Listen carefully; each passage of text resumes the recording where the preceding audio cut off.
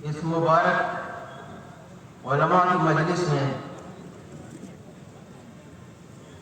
شاید میرا پہلا اتفاق ہوگا کہ علماء کی مجلس صرف علماء کے نام سے سجائی گئی ہو۔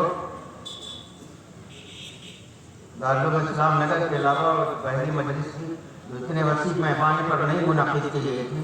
دوسری مجلس ہے جس میں مجھے حاضری کی سعادت حاصل ہو رہی ہے۔ میں باہر سے آئے ہوئے تمام مہمانان گرامی کا اور مجلس کے تمام ذمہ داروں کا اور آپ حضرات سامعین کا دل کی گہرائیوں سے شکریہ ادا کرتا ہوں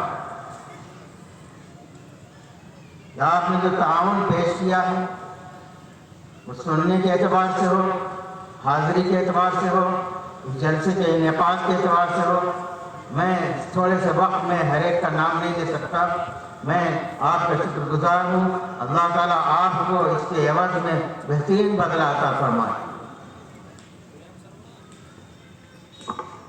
حضرات، ہم سے پہلے جو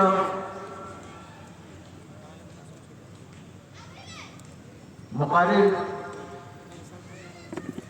آپ کو نواز رہے تھے اور نہایت قیمتی باتیں آپ کو بتا رہے تھے،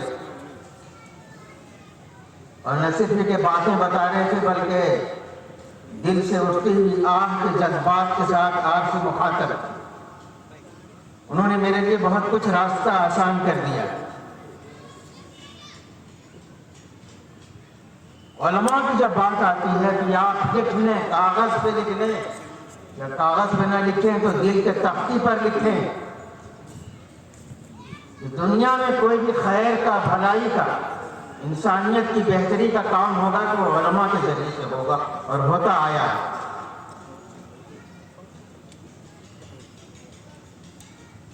قبلہ دیکھنے کے لیے آپ جس کمپاس کا استعمال کرتے ہیں، علماء کی حیثیت اس کی سوئی کسی طرح سے ہے۔ پائلٹ کے سامنے جو جہاز ہوتا ہے اس میں سوئی اس کو سمت بتاتی ہے۔ ذرا سے وہ سوئی جو ہے اپنے مرکز سے الگ ہو جائے تو سینکڑوں میل جو ہے وہ پائلٹ بھٹک سکتا ہے۔ آپ کی علماء کرام کی یہ حیثیت ہے۔ اللہ کے رسول صلی اللہ علیہ وسلم جس مقصد کے لیے اس دنیا کے اندر بھیجے گئے وہ ساری ذمہ داری اقرا کے ذریعے سے آپ کو مخاطب کیا گیا، اور الیوم اکملت لکم دینکم واتممت علیکم نعمتی کے ذریعے سے آپ کو اس دین کی تکمیل کا مژدہ سنایا گیا، خوشخبری سنائی گئی۔ یہ پورا قرآن کریم حضور صلی اللہ علیہ وسلم آپ اس کے جیتا جاگتا نمونہ تھے۔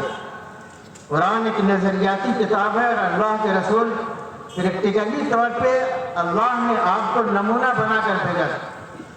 حضور نے جو کچھ کیا وہ صرف چند خصوصیتیں اور امتیازات جو آپ صلی اللہ علیہ وسلم کو حاصل تھیں، اس کے علاوہ اللہ کے رسول نے جو کام کیا اس کلمے کو بلند کرنے کے لیے، دین کو پائے تکمیل تک پہنچانے کے لیے، وہ ساری کی ساری ذمہ داریاں آپ تک منتقل ہو کر آئیں۔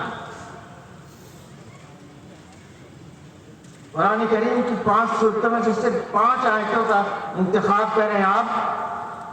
سورہ جمعہ سے آپ پہلی آیت لے لیجیے، وَالَّذِي بَعَثَ فِي الْأُمِّيِّينَ رَسُولًا۔ یہاں 4 ذمہ داریاں حضور صلی اللہ علیہ وسلم کی بتائی گئی۔ سورہ احزاب میں 1 آیت لیجیے آپ، یا ایھا النبی انا ارسلناک شاہدا ومبشرا ونذیرا۔ اس میں 5 آپ کی ذمہ داریاں گنائی گئی۔ سورہ اعراف کی آیت لیجیے آپ، الذین یتبعون الرسول النبی الامی الذی یجدونہ فی التوراۃ والانجیل الی آخر الآیہ۔ اس میں 5 ذمہ داریاں آپ کی بتائی گئی۔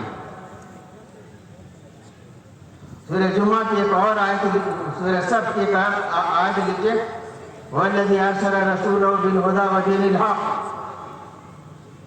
اور وہ آیت کریمہ جو میں نے آپ کے سامنے پڑھی، بلغ ما انزل الیک، اللہ کے رسول کو خطاب کر کے کیا جا رہا ہے۔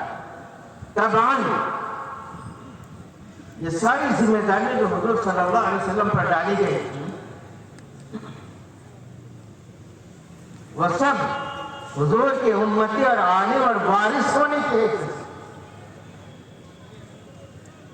وارث ہونے کی حیثیت سے ساری ذمہ داریاں آپ تک منتقل ہو کر آئیں گی۔ اس کے بعد کسی مسلمان کو الگ سے، کسی مسلمان جماعت کو الگ سے خطاب کرنے کی ضرورت نہیں تھی، لیکن اللہ تعالیٰ نے خطاب فرمایا، آپ کو مخاطب کیا اللہ تعالیٰ نے، اور آپ سے پہلے، سب سے پہلے صحابہ کرام کو مخاطب کیا، کنتم خیر امت اخرجت للناس،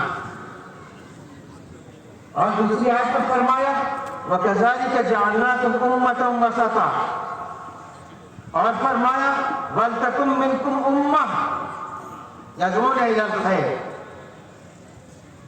اس کے مخاطب تو ڈائریکٹ آپ ہیں۔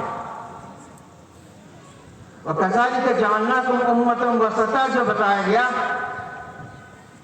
اس میں کذالک کی ضرورت کیا تھی؟ یہاں پر علماء کرام غور فرمائیں، کذالک کہنے کی ضرورت کیا تھی؟ وہ دنیا کی ملعون ترین قوم اس وقت جس پر اللہ کی غضب نازل ہوئی ہے، جس کو ہم یہودی اور اسرائیلیوں کے نام سے جانتے ہیں، بنی اسرائیل کے نام سے جانتے ہیں، اللہ تعالیٰ نے ان کو دنیا میں سب سے زیادہ معزز بنایا تھا۔ یا بنی اسرائیل اذکروا نعمتی التی انعمت علیکم وانی فضلتکم علی العالمین۔ اے علماء کرام، کیا آپ کو معلوم ہے یہ فضیلت جو اللہ تعالیٰ نے کبھی بنی اسرائیل کو عطا فرمائی تھی، اللہ تعالیٰ نے ان سے چھین کر، ان کی بدعمالیوں کے نتیجے میں اللہ نے ان سے یہ نعمت چھینی، اور یہ نعمت چھین کے اس نے آپ کو عطا فرمائی۔ سبحان الذی اسریٰ بعبدہ لیلا من المسجد الحرام الی المسجد الاقصی۔ یہ جو ڈاکٹر عمر عابدین صاحب نے ابھی آپ کے سامنے یہ حدیث پڑھی، العلماء ورثۃ الانبیاء وَإِنَّ الْأَنْبِيَاءَ لَمْ يُوَرِّثُوا دِینَارًا وَلَا دِرْهَمًا وَإِنَّمَا وَرَثُوا الْعِلْمَ۔ اگر حضور صلی اللہ علیہ وسلم سے یہ مطالبہ کیا جاتا کہ جتنی ذمہ داریاں آپ پر ڈالی گئی اور اس امت پر ڈالی گئی ان کو مخاطب کر کے اسی اصولی اعتبار سے اس کی تقسیم فرما دیا جائے، یقیناً حضور صلی اللہ علیہ وسلم اس آیت کریمہ کی تلاوت فرماتے وَلَوْلَا نَفَرَ مِن كُلِّ فِرْقَةٍ طَائِفَةٌ لِيَتَفَقَّهُوا فِي الدِّينِ۔ دنیا میں ہر شخص تمام درجے کا علم حاصل کرنا فرض نہیں ہے، ہر ایک کے لیے فرض نہیں ہے، اگرچہ بنیادی طور پہ بنیادی معلومات جاننا ہر ایک پر فرض ہے۔ اور اس آیت کی بھی اصولی تقسیم اور خلاصہ سمری بیان کرنا ہوتا تو یہی بات فرماتے العلماء ورثۃ الانبیاء۔ اللہ کے رسول نے یہاں یہ نہیں فرمایا العالم وارث النبی وارث الانبیاء، یہ بھی فرما سکتے تھے آپ، اس وقت اگر یہ فرماتے تو آپ کو مجلس قائم کرنے کی ضرورت نہ پڑتی، تنظیم بنانے کی ضرورت نہ پڑتی، ہر شخص انفرادی کام کرتا، لیکن یہ کام جو ہونا ہے وہ اجتماعی طور پہ ہونا ہے، جماعت کی شکل میں ہونا ہے۔ میرے بھائیوں، غالباً 2 بجے جلسہ ختم ہونا ہے، اس لیے میں اشاروں میں کچھ باتیں آپ کے سامنے پیش کروں گا۔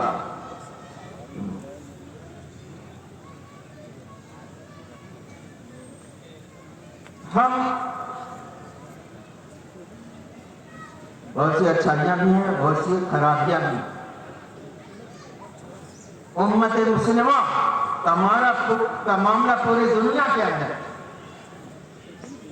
اور ہمارا معاملہ اپنے ملک کے اندر سب کچھ پرفیکٹ نہیں ہے، سب کچھ ٹھیک ٹھاک نہیں ہے. اگر اچھائیاں ہیں تو بہت سی خامیاں بھی ہیں. ہم جب اپنے سماج اور سوسائٹی کا جائزہ لیتے ہیں تو ہمیں یہ نظر آتا ہے کہ گرتے گرتے گرتے گرتے گرتے ہم اس سطح پر آ گئے ہیں کہ اب ہمیں 0 پوائنٹ سے مسلمان بھائیوں کو مخاطب کرنا پڑتا ہے. بالکل ابتدائی مرحلے سے ہم کو مخاطب کرنا پڑتا ہے. تو اس صفحہ کے اندر حضور صلی اللہ علیہ وسلم نے جو خطاب فرمایا تھا، یا ایھا الناس، ہیومن بینگ کو، مینکائنڈ کو، انسان کو مخاطب فرمایا گیا تھا، اے انسانوں. ہمیں آج اسی سطح پر آ کر خطاب کرنا پڑتا ہے. کیا کریں؟ ایسی تبدیلیاں ہمارے معاشرے کے اندر رونما ہو گئی ہیں. جتنی باتیں آپ کے سامنے آئی ہیں اور آج علماء نے آپ کو مخاطب کر کے کہا ہے، وہ باتیں آپ کی ذمہ داریوں کے حوالے سے ہو، وہ باتیں سماج اور سوسائٹی میں اصلاح کے حوالے سے ہو، وہ باتیں دعوت و تبلیغ کی ذمہ داریوں کے حوالے سے ہو، وہ باتیں عربی مدارس کے قیام کے معاملے سے ہو، وہ ذمہ داریاں بال بچوں کی تربیت کے حوالے سے ہو، یا اپنے سماج کی اصلاح کے حوالے سے ہو. وہ ذمہ داریوں، ان ساری ذمہ داریوں کو ادا کرنے کے لیے ہمیں ہمارے لیے پہلا قدم یہ ہے جس کا خطاب ہمیں ہمارے رسول آقا نامدار محمد انسانی صلی اللہ علیہ وسلم کو اقرأ باسم ربک الذی خلق کے ذریعے سے مخاطب فرمائیں گے. آج دنیا گھوم پھر کر اس سطح پر آ گئی ہے. حضرت آدم کے ذریعے سے اللہ تعالیٰ نے علم کا جو رشتہ ایک طرف اپنے ہاتھ پر پکڑ رکھا تھا اور